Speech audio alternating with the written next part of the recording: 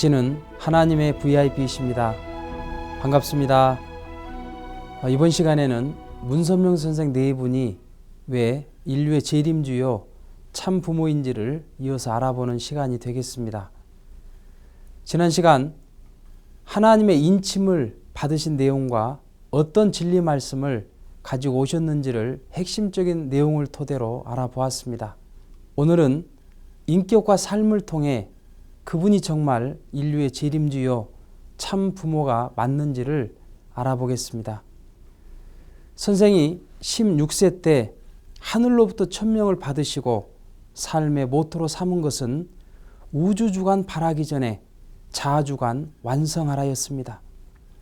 우주를 주관하라는 천명은 받았지만 먼저 자아주관을 완성하지 않으면 아무것도 할 수 없다는 것을 아셨기에 이러한 삶의 모토를 세우고 학창시절을 보내시게 됩니다.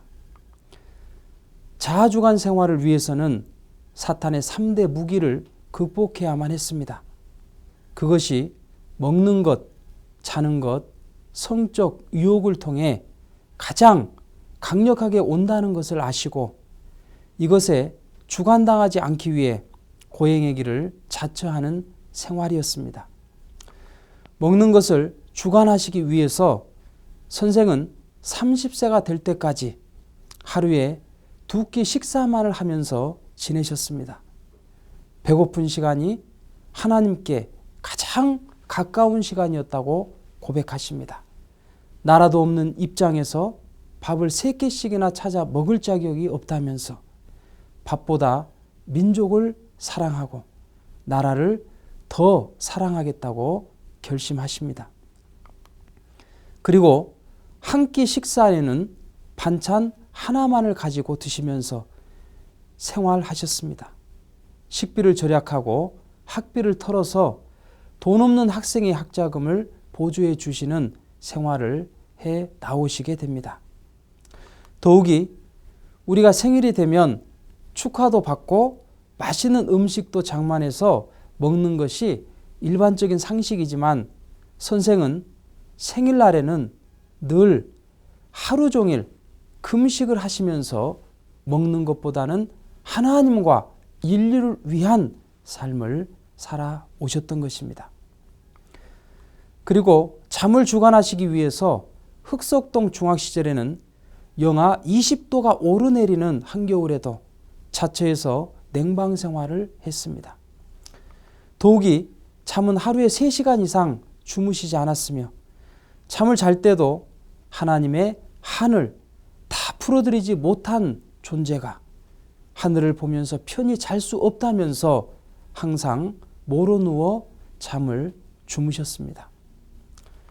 선생은 학창 시절부터 체격이 건장하고 잘생긴 용모였기 때문에 많은 여성들의 선망의 대상이 되기도 했습니다. 특히 일본 유학 시절에는 하숙집 딸이 밤에 나체로 들어와 유혹한 사건도 있었지만 훈계에서 돌려보는 적도 있었고 황해도에서 유학 온 부잣집 딸이 매일 서랍에 돈을 넣어놓고 다니면서 연모하기도 했습니다. 그때마다 선생은 우리나라에 갈 길이 풍전등화와 같은데 이곳까지 와서 이런 생활을 할 수 있냐면서 훈계로 돌려보내기도 했습니다. 선생은 여성들의 시선을 피하기 위해 여장을 하고 다닌 일화도 있습니다. 남녀가 모여드는 극장가를 지날 때면 다른 길로 돌아서 다니면서 성별 생활을 철저히 하면서 젊은 시절을 보내게 됩니다. 이러한 삶은 사탄의 전략이 무엇인지를 알고 있었기 때문에 그 꼬임에 절대 빠지지 않기 위함이었으며 우주주관 발하기 전에 자아주관 완성하라는 삶의 모토를 실천하고 생활한 내용이었습니다. 선생의 삶의 모토 가운데 두 번째는 참사랑의 삶입니다. 선생은 일찍이 통일 원리를 밝혀내시는 과정에서 인류 구원의 손길을 펼쳐 오신 그 하나님의 사랑의 심정을 깊이 깨닫게 되십니다. 그 깨우침이란 자신이 아끼고 사랑하는 개인이나 가정, 민족을 사랑하는 것보다 오히려 그들을 희생시켜 사탄 편의 개인, 가정, 민족을 구원해 오신 내용이었습니다. 선생은 이러한 하늘의 사연을 아셨기 때문에 자신의 부모와 자녀보다 교회 식구를 더 사랑했고, 교회 식구를 사랑하는 것보다 세계 만민을 더 사랑하는 삶을 구가하시게 됩니다. 사실상 당신의 자녀들과 90여 평생 거의 식사를 오붓하게 가져보지 못하신 것도 보다 사탄 편의 자녀를 사랑하시는 삶이 항상 우선이었기 때문이었습니다. 그렇다면 참사랑의 삶의 극치는 어디일까요? 바로 원수까지도 용서하고 사랑할 수 있는 삶이라고 볼 수 있습니다. 우리는 같이 사는 부부 사이도 미워하며 사는 경우가 많이 있습니다. 더욱이 자신의 원수를 사랑한다는 것은 결코 쉬운 일이 아닙니다. 선생은 1944년 10월에 경기도 경찰부 순환을 당하시게 되는데, 이유는 일본 유학 시절 지하 독립운동을 하면서 100명 이상 되는 그 독립투사들의 명단을 내어놓으라며 고문을 당하시게 됩니다.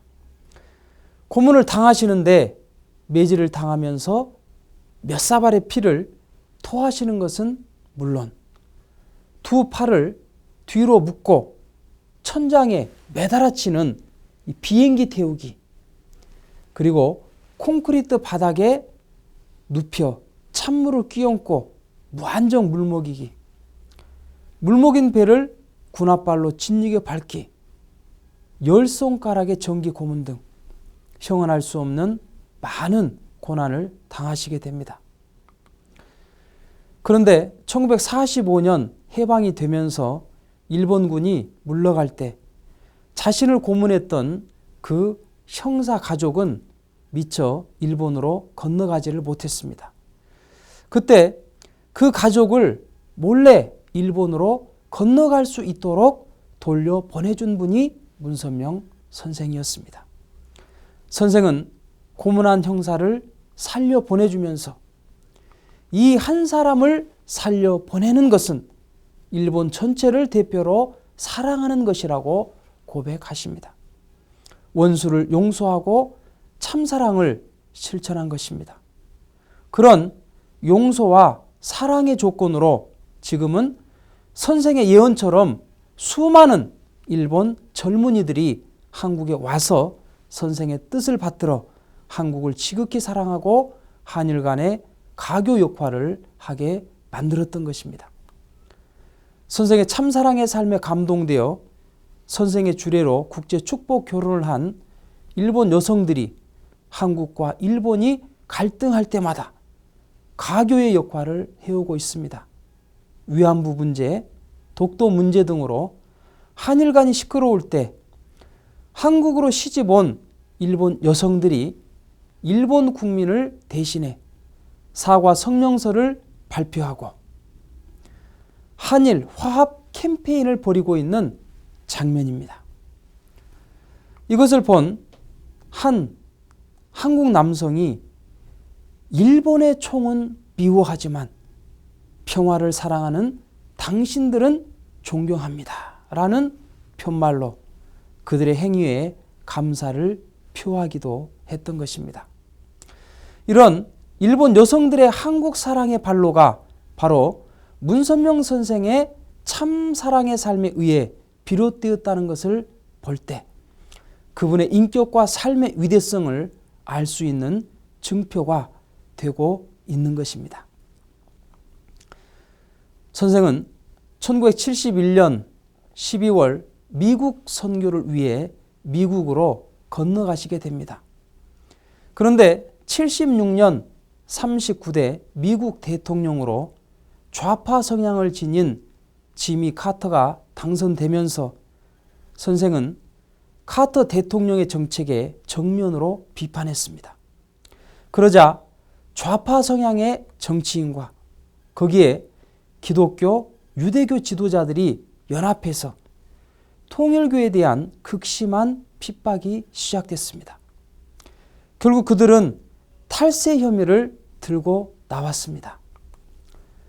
72년 선교기금 160만 달러를 선생의 이름으로 은행에 예금했던 적이 있었는데 이때 미 국세청이 그 예금액의 이자에 대한 세금을 내지 않았다는 이유로 탈세 판정을 내렸던 것입니다.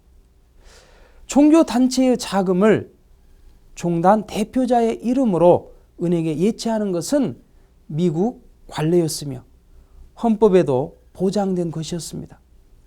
그리고 당시 선생은 미국 내 영적, 도덕적 부흥을 위해 수천만 달러를 미국 사회에 환원하고 있었습니다.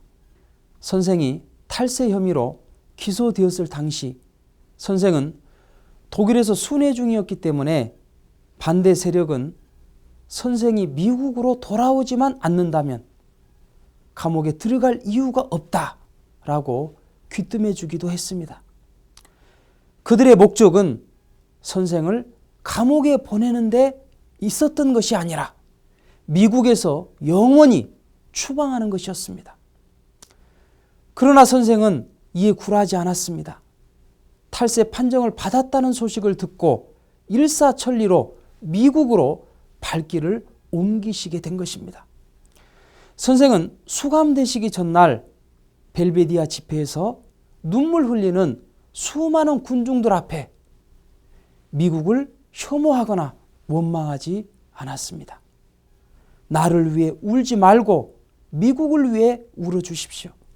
미국을 사랑하고 미국을 위해 기도해 주십시오.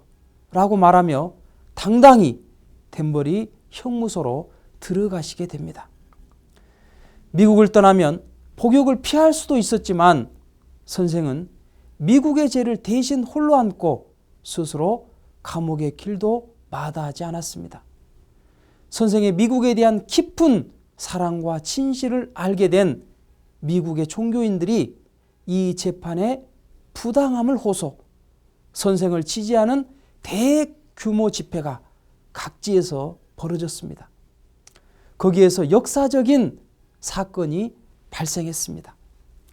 지금까지 결코 손을 잡지 않았던 흑인과 백인의 기독교 성직자들이 함께 손에 손을 잡게 된 것입니다.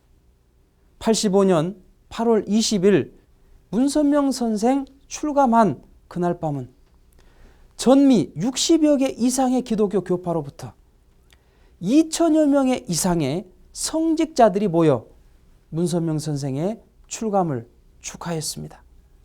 자신을 핍박하는 사람들을 용서와 참사랑으로 대함으로써 흑백으로 갈라진 미국의 기독교를 하나 만드는 시초가 되었던 것입니다. 선생이 밝혀내신 모든 진리의 말씀의 저변에 흐르는 핵심은 참 사랑입니다.